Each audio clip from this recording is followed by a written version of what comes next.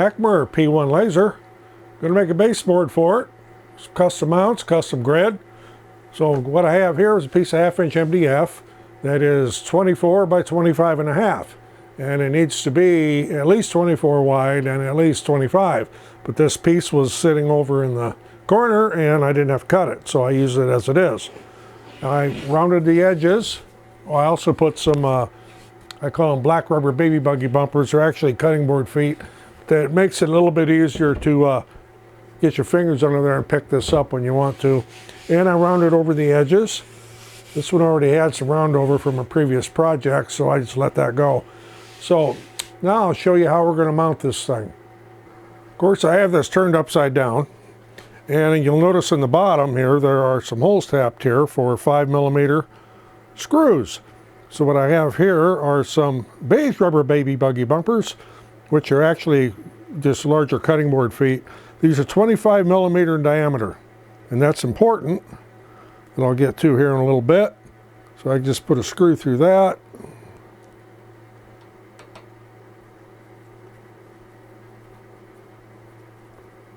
And now just thread right into there like so. And I'll do that on all 4 corners. Okay, you'll also notice there's a little rubber pad here that was put on at the factory. Because of the way I'm going to be mounting this and using my mounting blocks, I'm going to remove those. Just take a little razor scraper and I'll scrape them right off. Would have been easier to do it before I put the bumpers on, but I'll do that on all 4 corners.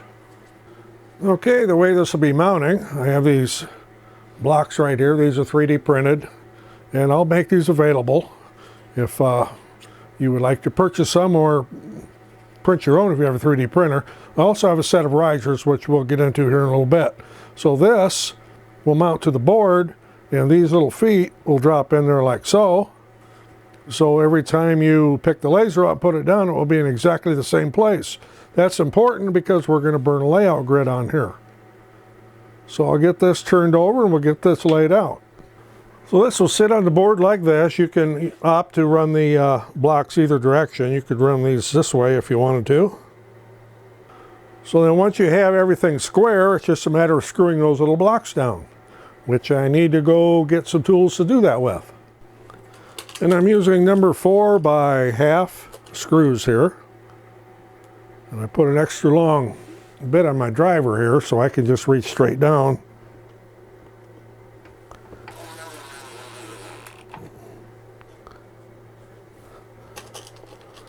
You won't be able to get all the screws, but you can get 2 in each one, and then you could pick the laser up and get the rest of them. That one went a little bit wonky on me, but that'll be okay. And once the initial screws are put in, you can just lift this up.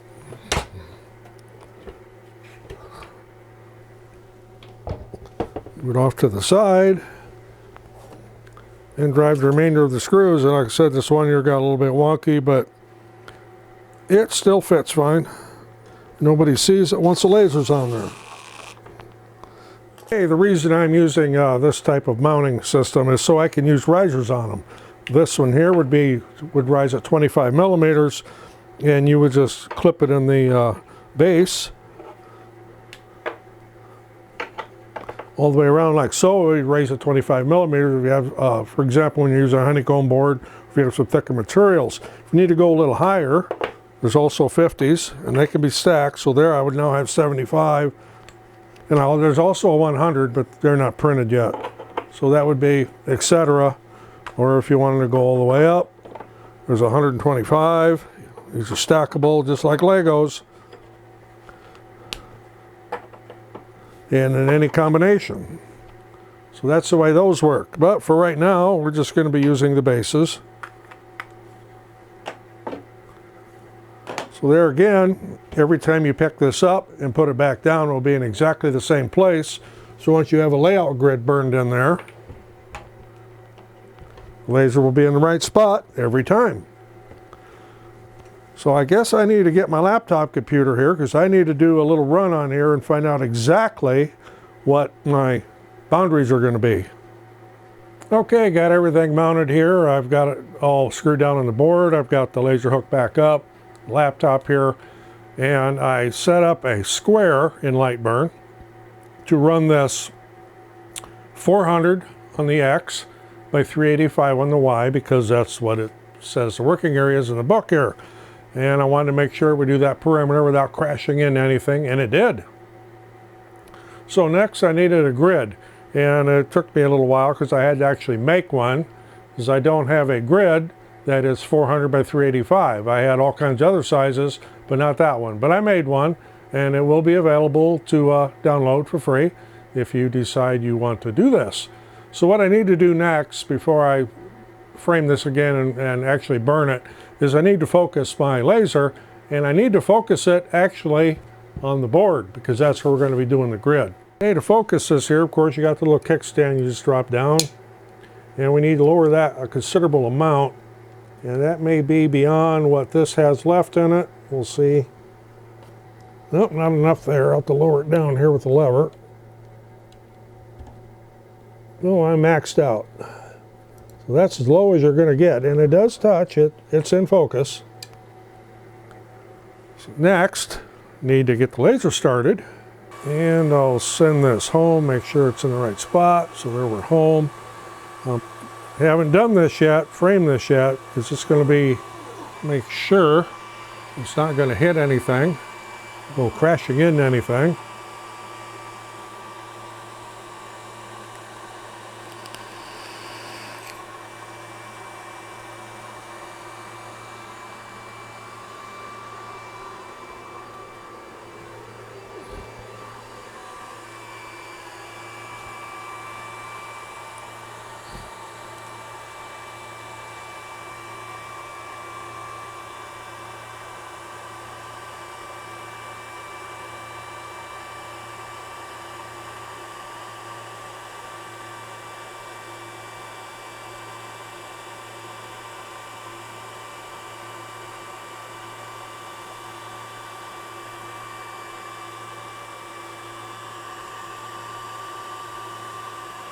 I do have my framing set slow so I can watch things closely.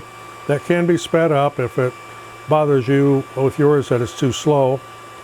But this way would allow me to make any type of adjustments I need to make. So everything's looking good there. Just to get my air assist turned on, and we'll get this started here. And away we go.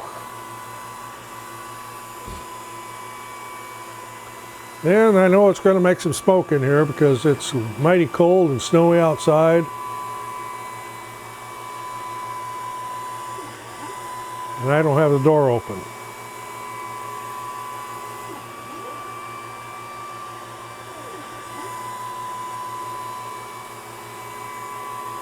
I'll get you around here. I'll give you a look at what I'm doing. Hopefully we won't get a bunch of weird reflections from the lights in here, but that's what I'm engraving right there.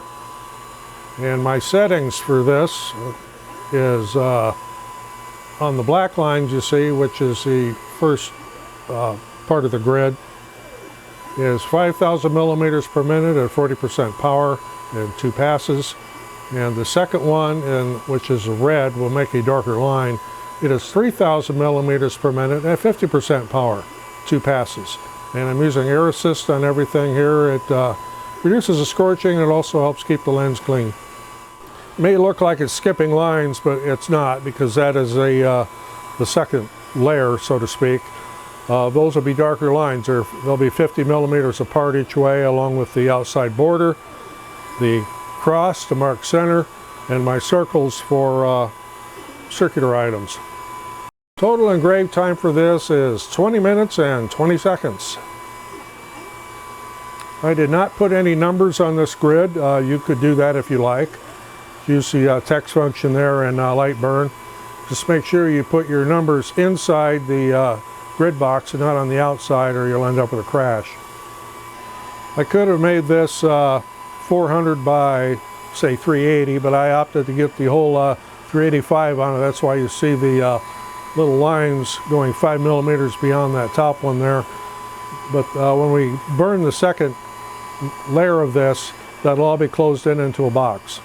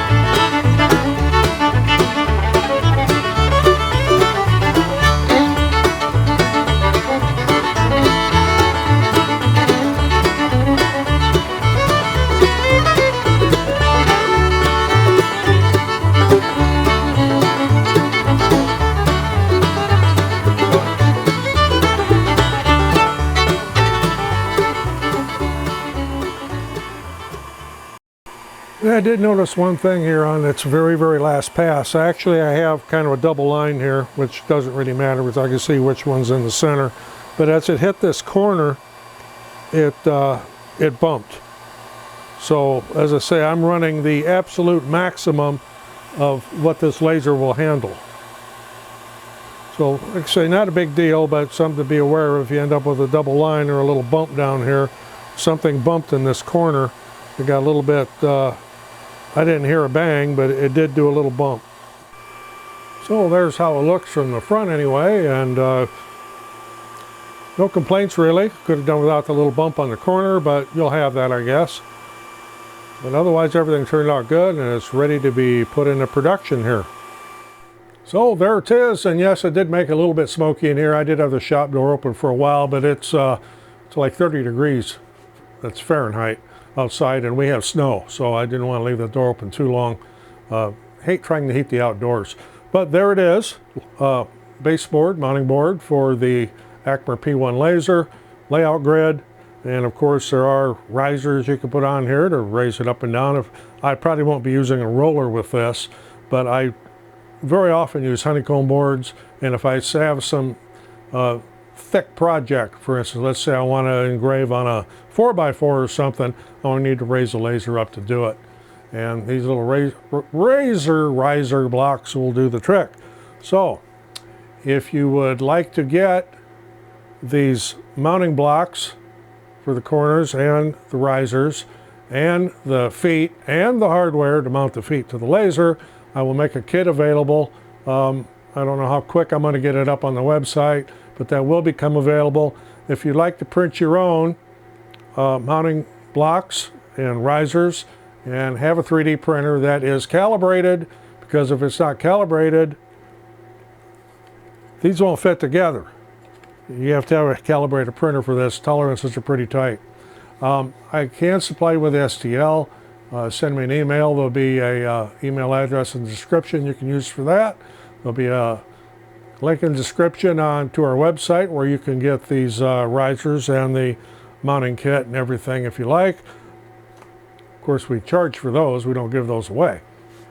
STLs are free if you have a 3D printer. Just send me an email and I will supply with the STLs. Layout grid, that'll be a free download. That'll also be a link in the description. Now, the laser itself, the Acmer P1. I get a lot of questions, you know, is this going to be a good beginner laser? Yes, it will. It has a lot of things on it that you don't find on what I would say, an entry-level price laser like this. Most notably the drag chains. And the frame construction of this is solid. It's not one of them things that's going to rack around and, well, I won't give another name, but I had one that was just horrible. Not this company, of course. So I'm sure Acmer would like to supply with one of these. There'll be a link in the description on where you can go to get one of them. What other modifications have I done? I did run the air assist hose partway through the drag chain. I originally started to turn it all the way out the drag chain, but it would kink on the way back, so I had to kind of just take it halfway through. Any downsides to this laser at all? If anything, it would be the air assist pump. It's very, very small, doesn't have a lot of energy to it. I had one of my other pumps already out here from another laser, so I just hooked up to that one, a lot more powerful. Otherwise, I have no complaints about this whatsoever. It also has a lock feature. I have the key out of it because I don't have any little kids running around. But if you have kids around, you can lock that, turn that key off. They mess with the buttons all they want. They're not going to turn the laser on. They're not going to get hurt on it or anything. So if you got anything out of this, appreciate getting a thumbs up. Always helps the channel. I'm Roger in the shop. Thanks for watching. We'll see you on the next one.